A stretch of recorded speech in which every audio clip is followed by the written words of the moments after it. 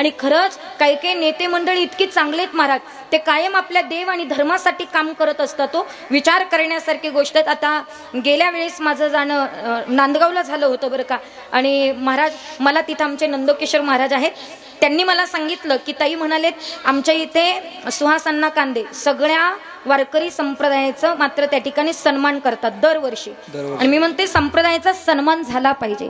आणि खऱ्या अर्थी खरंच महाराष्ट्रामध्ये एकच आमदार असे आहेत, त्यांचं नाव आहे सुहास अण्णा कांदे, की त्यांनी वारकरी संप्रदायाचा आदर तिथे केलात महाराज. आणि आत्ता मी जाऊन आले तिथं आणि अण्णांनी मला बोलायला उभं केलं. आता मी काही त्या तालुक्यातली नव्हती पण गेली आणि अण्णांचं विशेष प्रेम, पण अण्णा मला म्हणाले ताई 2 शब्द बोला. आणि बाजीराव महाराज मी बोलायला सुरुवात केली. मी म्हणालेत अण्णा तुम्ही सगळ्या वारकऱ्यांचा सन्मान करतात, पण माझी एक विनंती आहे तुम्हाला, काही नाही केलं तरी चालेल पण सध्या आमच्या विश्वगुरु निवृत्तीनाथांच्या सभामंडपाच्या कामाकडे लक्ष द्या.